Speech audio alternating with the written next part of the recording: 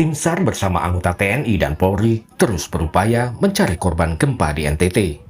Penyisiran dilakukan di wilayah Kecamatan Reo, Kabupaten Manggarai. Sementara di Nagekeo, penyisiran dilakukan di wilayah Kelurahan Bay, Desa Tungrambang, Desa Nangadero, serta Desa Marpokot. Sebagian warga Manggarai Timur yang terdampak gempa menempati posko pengungsian di salah satu sekolah di Borong. Mereka berharap bisa segera mendapat bantuan. Sejauh ini belum ada bantuan dari pemerintah. Yang ada hanya datang bantuan pribadi saja. Oh, bantuan pribadi Kakak. Nah, sekarang kira-kira apa yang dibutuhkan di sini Kakak, di lokasi kamp pengungsian? Yang pertama sudah jelas makanan lah ya. Yang paling penting itu beras, terus sayur-sayuran, terus kalau bisa susu dan vitamin-vitamin untuk anak-anak di sini. Terus untuk kami punya tempat tidur supaya kami bisa nyaman tidur di sini ya, kalau bisa tempat yang layak lah buat kami di sini. Badan Geologi Kementerian ESDM menyatakan masih terjadi gempa susulan di sejumlah wilayah seperti di Manggarai Timur dan Sika. Dengan banyaknya intensitas gempa susulan dan historikal struktur sesar di Pulau Flores dalam menghasilkan gempa mengakibatkan kemungkinan terjadinya likuifaksi. Intensitas sekitar 6 mmi diperkirakan masih dirasakan hingga wilayah Kabupaten Manggarai Timur di sebelah barat dan Kabupaten Sika di sebelah timur. Badan Geologi juga melakukan analisis cepat terhadap kemungkinan terjadinya likuifaksi, di mana hasil menunjukkan adanya peluang likuifaksi berdasarkan hubungan antara jarak dari sumber gempa dan kekuatan gempanya. Pemerintah mengimbau masyarakat mengikuti arahan dari BPBD setempat serta menghindari daerah tebing yang memiliki potensi longsor. Tim Liputan, Kompas TV. Maupun luka berat yang perlu dirujuk.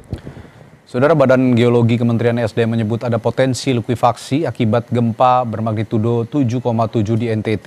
Kita akan ulas lebih dalam soal potensi likuifaksi gempa NTT bersama Kepala Badan Geologi Kementerian SDM, Lana Saria. Selamat malam, Bu Lana. Baik, Bu Lana, sebenarnya penyebab gempa utama gempa ini apa? Sebenarnya bisa dijelaskan juga seberapa sering gempa besar ini atau sesar ini memicu gempa yang merusak seperti yang terjadi di NTT, Bu Lana? Baik, terima kasih Mas Radi. Pertama-tama kami ingin mengucapkan terlebih dahulu bahwa keluarga besar Kementerian SDM menyampaikan rasa duka yang mendalam atas kejadian bencana gempa bumi berkekuatan magnitudo 7,7. Dan terhadap pertanyaan Mas Radi, saya coba jawab bahwa berdasarkan analisis dari Badan Geologi, berdasarkan analisis parameter gempa magnitudo 7,7 ini merupakan gempa tektonik dengan mekanisme sesar naik yang berasosiasi dengan sesar naik busur belakang Flores atau yang kita sebut dengan Flores Backup Thrust. Sistem sesar ini memanjang di sepanjang laut utara Kepulauan Nusa Tenggara dan terbagi ke dalam beberapa segmen. Dan secara historis Mas Radi, bahwa sistem tektonik di kawasan ini telah beberapa kali menghasilkan gempa merusak. Dalam catatan kami antara lain gempa Flores Utara tahun 1961 yang juga disertai tsunami, gempa Solor tahun 1982 dan juga gempa Flores tahun 1992 yang juga memicu tsunami, serta gempa Manggarai tahun 2003. Gempa Flores 1992 ini sendiri memang telah dikaji sebagai gempa backup thrust dangkal yang menghasilkan tsunami yang destruktif.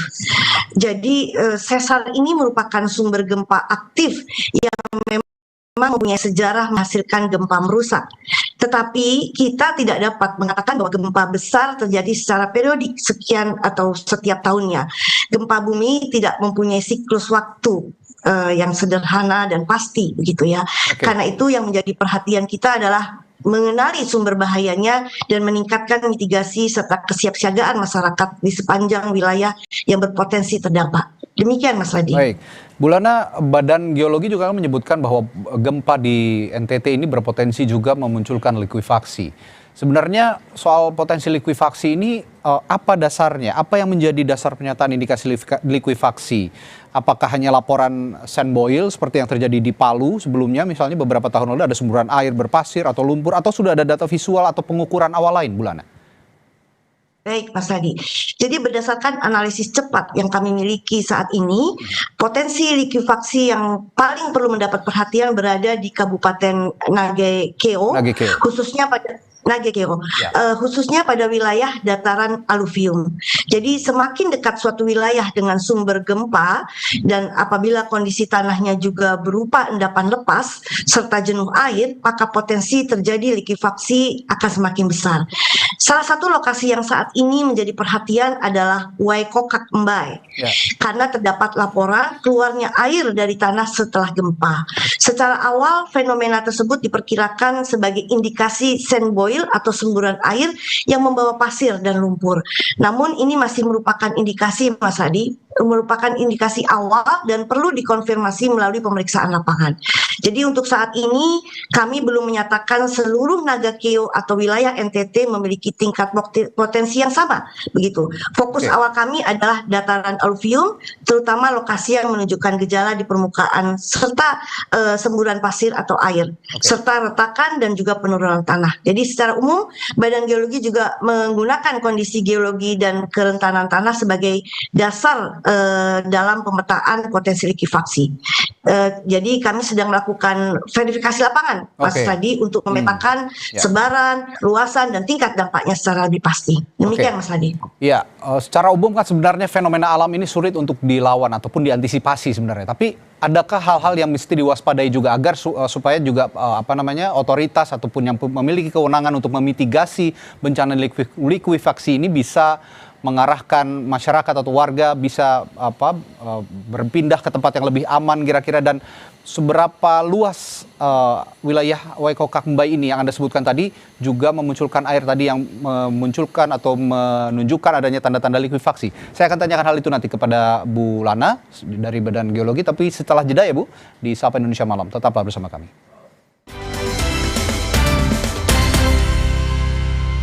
Kami lanjutkan kembali perbincangan bersama Kepala Badan Geologi Kementerian SDM, Lana Saria. Bu Lana, tadi saya bertanya sebelum jeda bahwa sebenarnya kita kan secara umum jika ada fenomena alam seperti likuifaksi ini tidak bisa dilawan. Tapi apakah ada yang harus diwaspadai dari likuifaksi atau fenomena likuifaksi yang diprediksi akan terjadi di Nagekeo ini? Seperti apa tadi, ada tanda-tanda air yang menyembur atau dan segala macamnya, supaya nanti ada mitigasi juga yang dilakukan oleh otoritas di sana agar ada korban juga bisa dicegah gitu, Bu.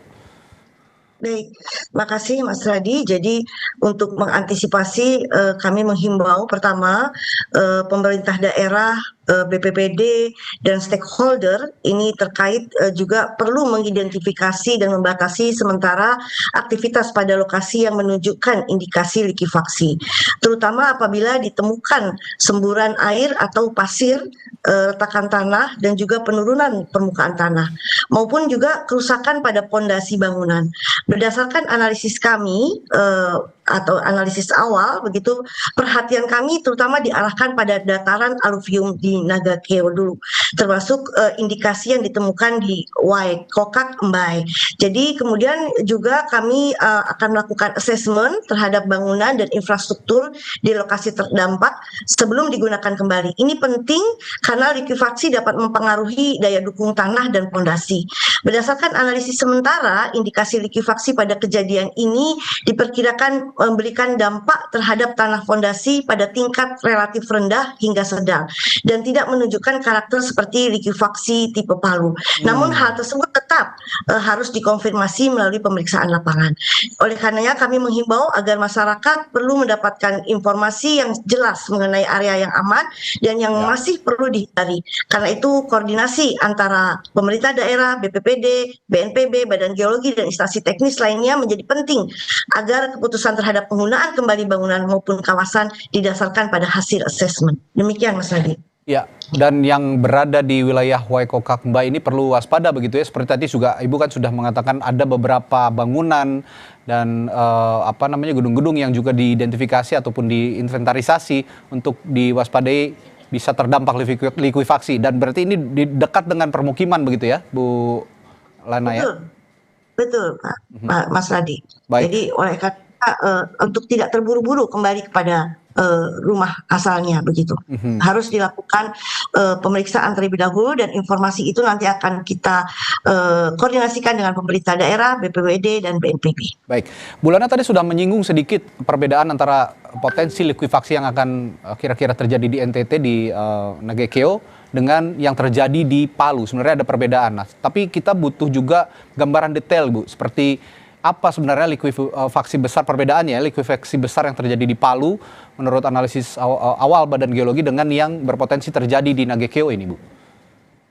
Baik, Mas Radi. Jadi berdasarkan analisis awal, indikasi likuifaksi yang kami temukan di Waikokak Mbai, NTT ini berbeda dengan kejadian likuifaksi besar di Palu beberapa saat yang lalu.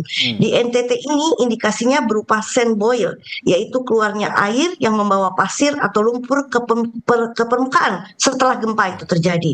Dampak terhadap tanah dan fondasi untuk sementara diperkirakan berada pada kategori relatif rendah hingga sedang.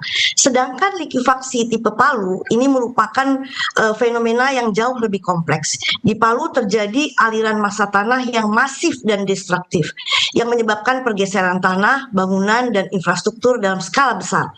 Kajian Badan Geologi menunjukkan fenomena tersebut berkaitan dengan kombinasi kondisi geologi, hidrogeologi, dan juga tektonik yang spesifik di Palu. Jadi indikasi awal di NTT ini tidak menunjukkan karakter seperti likuifaksi tipe Palu yang dapat mengalir jauh. Oke. Gitu. Namun tetap Mas Radi, kami berhati-hati menyebutkan sebagai likuifaksi sebelum dilakukannya verifikasi lapangan. Jadi tim Badan Geologi akan memastikan jenis fenomenanya. Baik. Demikian, Mas Radi. Nah, ini memang kalau memang mengandalkan otoritas tentu saja membutuhkan waktu. Sedangkan masyarakat kan sebaiknya bisa bertindak cepat jika memang fenomena likuifaksi ini nantinya muncul. Nah, kira-kira menurut Badan Geologi, apakah masyarakat juga sebenarnya bisa melakukan pemeriksaan mandiri terhadap kondisi tanah atau pondasi rumah mereka? Apakah ada tanda-tanda awal yang perlu dilaporkan misalnya? Ya, artinya pada saat dia kembali dan ada semburan air ataupun hal-hal yang tidak biasanya begitu, agar masyarakat segera melaporkan kepada BPPD setempat untuk kita lakukan penyelidikan lebih lanjut. Demikian, Mas Radi. Baik. Dalam hal ini, apakah data dan peta potensi likuifaksi di wilayah Flores ataupun NTT secara umum ini sudah cukup detail, Bu, yang ada di Badan Geologi? Atau perlu kajian mikrozonasi lagi lebih lanjut seperti yang sudah pernah dilakukan di wilayah lain? Ya, tentunya kami perlu penyelidikan lebih lanjut dulu, Mas Radi. Jadi luasan secara pasti dalam satuan kilometer persegi pada tahap analisis cepat ini kami belum dapat menyampaikan angkanya. Data yang kami miliki saat ini menunjukkan bahwa potensi likuifaksi tidak mencakup seluruh Pulau Flores secara merata, tetapi lebih terkonsentrasi pada wilayah dengan kondisi geologi tertentu. Demikian, Mas Baik. Radi. Kalau bicara bahaya ikutan, Bu Lana, selain likuifaksi, apa saja bahaya ikutan lain yang sudah teridentifikasi oleh Badan Geologi? Misalnya gerakan tanah atau retakan atau ada penurunan lahan, dan mana yang paling perlu diwaspadai saat gempa susulan masih berlangsung, misalnya nanti ada gempa susulan di kemudian hari? Ya, betul. Jadi efek daripada gempa ini terjadi efek susulan ya, seperti halnya terjadi tsunami, kemudian likuifaksi, dan juga ada potensi gerakan tanah, Mas Radi. Ya. Untuk itu tentunya semua itu perlu penyelidikan lebih mendalam untuk kita mengetahui kondisi spesifiknya seperti apa. Oke. Kira-kira kalau bicara rekomendasi, Bu Lana, kira-kira apa yang bisa direkomendasikan mitigasi jangka pendek dan jangka panjang jika memang fenomena likuifaksi ini berpotensi terjadi di Nagekeo, khususnya di wilayah tadi agak sulit saya Waikokak Mbai ya kalau saya tidak salah.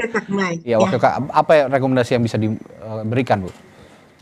Baik, kalau untuk jangka pendek prioritas kita adalah keselamatan masyarakat ya, Mas Radi.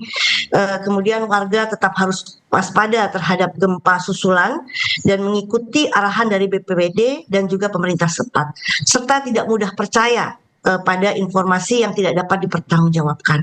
Bangunan yang mengalami kerusakan ini perlu diperiksa sebelum digunakan kembali. Masyarakat juga perlu menjauhi tebing yang berpotensi longsor, terutama saat hujan, serta memperhatikan adanya retakan tanah, penurunan tanah maupun indikasi tadi likuifaksi.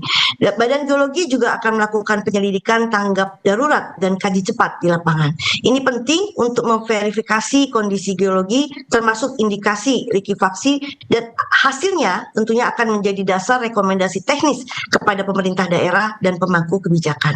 Sedangkan untuk jangka panjang, Mas Radi, kita tentunya harus memperkuat mitigasi struktural dan non struktural.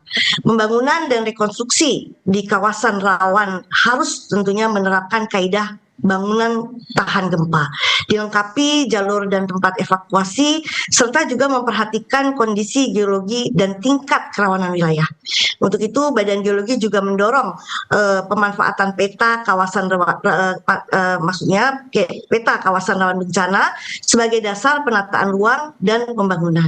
Jadi saya simpulkan kembali, jangka pendek kita selamatkan masyarakat dan pastikan lokasi aman, sedangkan jangka panjang kita membangun kembali dengan lebih aman dan berbasis pada kondisi geologi serta risiko bencana. Demikian Mas Adi. Baik, tentu saja informasi yang Anda sampaikan ini sangat berharga dan juga bisa diserap begitu ya, bisa dipertimbangkan untuk otoritas melakukan mitigasi di sana jika memang fenomena likuifaksi ini berpotensi muncul di wilayah Nagekeo setelah gempa berkekuatan atau bermagnitudo 7,7 mengguncang Nusa Tenggara Timur. Terima kasih Kepala Badan Geologi Kementerian SDM, Ibu Lana Saria telah berbagi perspektifnya, telah berbagi pandangannya di Sapa Indonesia Malam hari ini. Sampai jumpa lagi Bu, selamat malam. Saudara, gempa magnitudo 7,7 di NTT mengakibatkan sebuah gedung universitas di Kabupaten Manggarai rusak parah. Kami hadirkan informasi ini setelah jeda di Sapa Indonesia Malam.